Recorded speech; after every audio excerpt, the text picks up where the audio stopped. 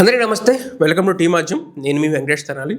ఎత్ర నార్యేస్తు పూజ్యంతే రమంతే తత్ర దేవత.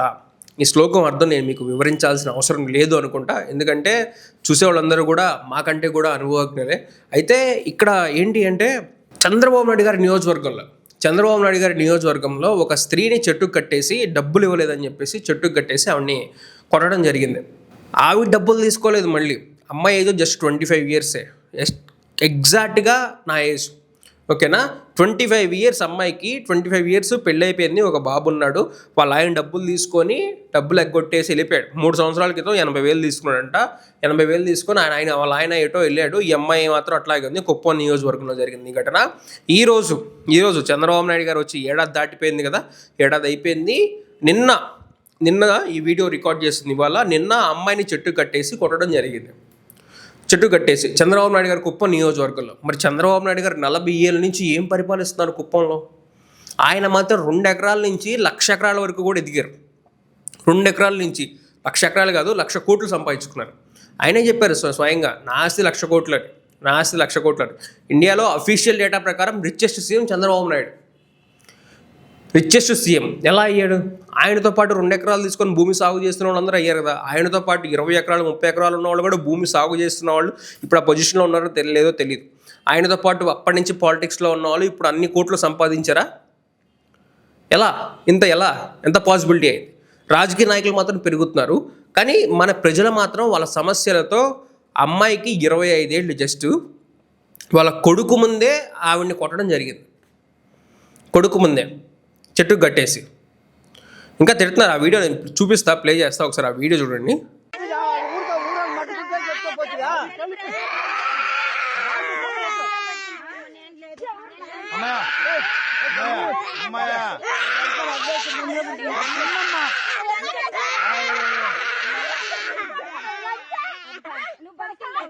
ఓకే, చూసారు కదా, వాళ్ళ అబ్బాయి అక్కడ ఎక్కులు పెట్టి ఏడుస్తున్నాడు. ఒక పక్క ఆవిడేమో చెట్టుకు కట్టేసి ఉంచారు. అది చంద్రబాబు నాయుడు గారి నియోజకవర్గంలో. నిజంగా కుప్పం నియోజకవర్గంలో ఎలా ఉంటుంది అంటే, ఇప్పటికీ కూడా ఈ రోజుకి కూడా వాళ్ళు అక్కడి నుంచి పొద్దున్నే ట్రైన్ ఎక్కి బెంగళూరు వెళ్ళిపోతారు. కర్ణాటక వెళ్ళిపోయి అక్కడ పనులు చేసుకుని సాయంత్రానికి కుప్పం నియోజకవర్గానికి వచ్చే పరిస్థితి.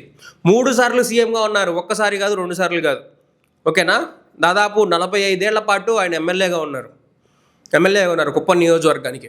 ఆ కుప్పం నియోజకవర్గానికి చంద్రబాబు నాయుడు గారు చేసింది ఏంటా అంటే, కుప్పం నియోజకవర్గానికి రాజశేఖర రెడ్డి గారు ముఖ్యమంత్రి అయిన తర్వాత కుప్పం నియోజకవర్గ ప్రజలు వెళ్ళి, సార్ మాకు డిగ్రీ కాలేజ్ కట్టండి సార్ అని అడిగితే ఆయన నవ్వి, ఏంటా చంద్రబాబు నాయుడు గారి నియోజకవర్గంలో కనీసం డిగ్రీ కాలేజ్ లేదా అని చెప్పి అడిగారంట. లేదు, ఫ్యాక్ట్ అది. మేము ఎలక్షన్స్లో స్టడీ చేయడానికి వెళ్తే అప్పుడు ప్రజలు చెప్పారు, అది నవ్వుకొని. ఇప్పటికీ కూడా పనుల కోసం బెంగళూరు వెళ్ళే పరిస్థితి. మరి విజనరీ జగన్మోహన్ రెడ్డి వచ్చిన తర్వాత కుప్పాన్ని మున్సిపాలిటీ చేశారు.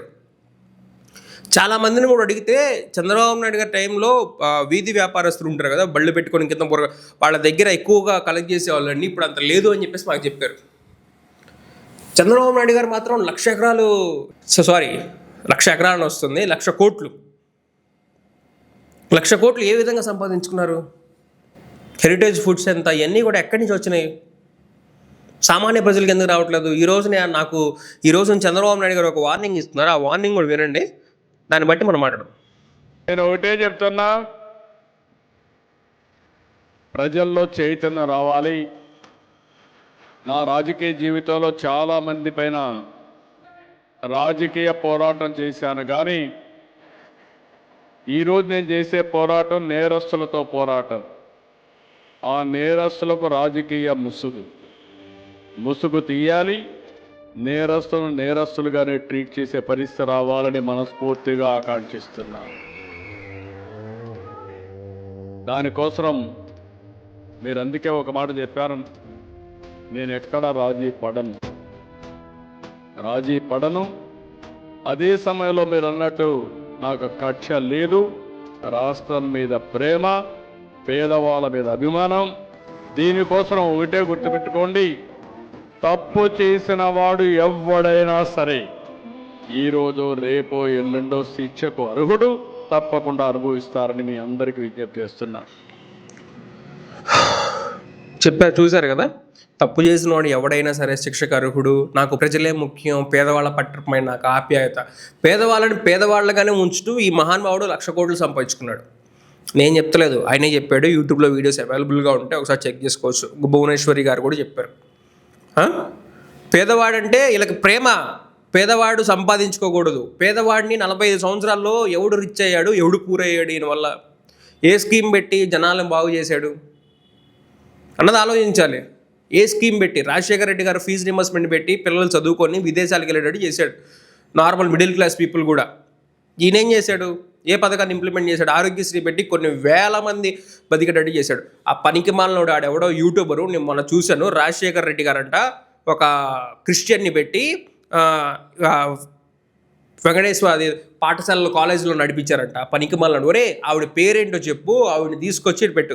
మరి చంద్రబాబు నాయుడు గారు నిద్రపోతున్నారా? మీ సనాతన ధర్మ రక్షకుడు నిద్రపోతున్నాడా ఆ టైంలో? చెప్పు.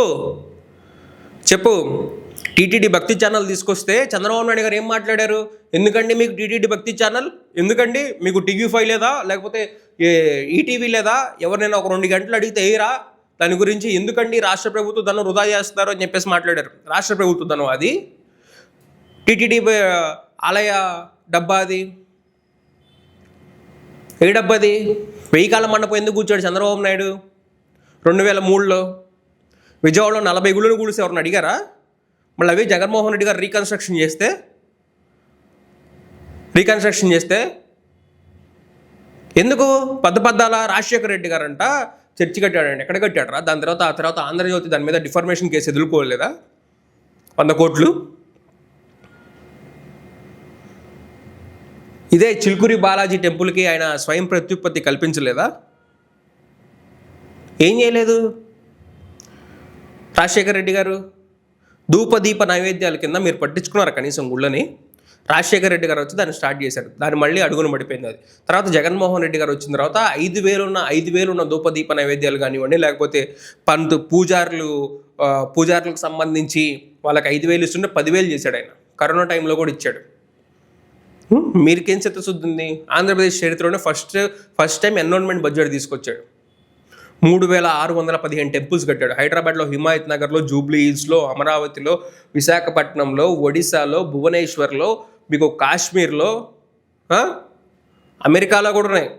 ఆఖరికి 3,615 టెంపుల్స్. ఇంకా తిరుపతి లడ్డు ఇష్యూ అంటే మళ్ళీ మాట్లాడదాం, ఈ ఫ్యాక్ట్స్ ఏం మాట్లాడదాం. ఓకేనా? మా ధైర్యం ఏంటి అంటే, మా ఛానల్ యొక్క ధైర్యం ఏంటంటే ధర్మం ఎట్టి పరిస్థితుల్లో మేము తప్పం.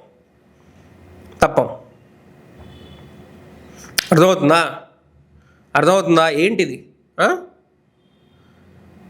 ఆ మహిళని ఆవిడని అట్లా చేసి అక్కడ దాకా, మరి అది ఆ చంద్రబాబు నాయుడు గారి కుప్పంలో ప్రజల పరిస్థితి ఏంటో ఇప్పుడు అర్థం చేసుకోండి అందరూ. ఏదైనా సరే మీరే ఆలోచించి ఏం జరుగుతుంది లాస్ట్ 5 yearsలో జగన్మోహన్ రెడ్డి గారి టైంలో మనకి ఎలా ఉంది, హాస్పిటల్స్కి వెళ్తే ఎలా ఉంది, మెడికల్ కాలేజీలు ఎన్ని వచ్చినాయి, మన పిల్లలకి ఎడ్యుకేషన్ విషయంలో ఎలా ఉంది, ఫీజు రీయింబర్స్మెంట్ ఎంత పడింది, ఇప్పుడు ఎంత పడుతుంది, అసలు పడిందా లాస్ట్ ఇయర్? ఏదో ఒక అమ్మఒడి వేసేసి మేము అన్నీ ఇది చేసేసాం, మేము అన్నీ ఇది చేసేసాం అంటే కుదరదు. ఇక్కడ 87 లక్షల మంది పిల్లలు ఉంటే అందులో 67 లక్షల మందికి మీరు ఇచ్చారు. ఒక 20 లక్షల మంది ఇటుపోయారు.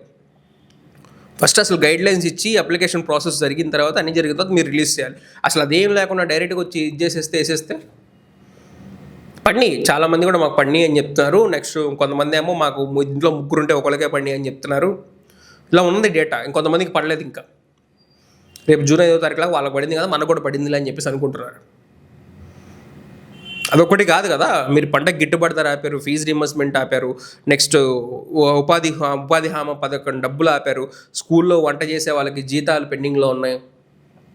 ఏం పోయింది మొత్తం? లాస్ట్ ఇయర్ బడ్జెట్, ఈ ఇయర్ బడ్జెట్, మీరు చేసిన అప్పులు యాడికి పోయినాయి, దేనికి ఖర్చు పెట్టారు? రైతులకు పంటలకు కనీసం ఇన్పుట్ సబ్సిడీ ఇవ్వట్లేదు. ఇన్పుట్ సబ్సిడీ అంటే మా చదువుకున్న వాళ్ళకి కూడా, సాఫ్ట్వేర్ ఎంప్లాయీస్కి వీళ్ళకి కూడా అర్థం కాదు. పంటకి క్రాప్ ఇన్సూరెన్స్ మనుషులకి ఎలాగైతే ఇన్సూరెన్స్ చేసుకుంటారో వాటికి కూడా ఒకవేళ పంట నష్టపోతే క్రాప్ ఇన్సూరెన్స్ చేపిస్తారనమాట. ఓకేనా? పంట నష్టపోతే కంపెనీ వాళ్ళు చెల్లిస్తారు. ఒకవేళ బాగున్నంత వరకు కూడా పంటకి క్రాప్ బాగున్నంత వరకు వీళ్ళు అమ్ముకోవచ్చు. అటు ఇన్సూరెన్స్ డబ్బులు వస్తాయి, ఇటు బాగున్న కొంచెం పంట ఎంతైతే కొంచెం పంట బాగుందో అంత వీళ్ళు అమ్ముకోవచ్చు. 2 విధాలుగా ఉండేది. కానీ ఆ టైంలో కూడా జగన్మోహన్ టైంలో 70,000 60,000 తీసుకునే వాళ్ళు కూడా ఉన్నారు పంట నష్టపోయినప్పుడు. ఆలోచించండి. మేమేమి ఇక్కడ మళ్ళీ జగన్మోహన్ రెడ్డి గారికి ఓటేయమని చెప్పేసి మేమేదో ఆయన్ని చూసుకోండి అని చెప్పేసి మేము చెప్పలేదు. డిఫరెన్స్ అబ్జర్వ్ చేసుకోండి, మాకు సంబంధం లేదు. ఏ లీడర్ ఉన్నా కానీ మాకు ఇదేం లేదు, మేము ఇట్లాగే కూర్చొని చెప్తాం వాళ్ళ దాంట్లో ఉన్నా కానీ. Thank you for watching.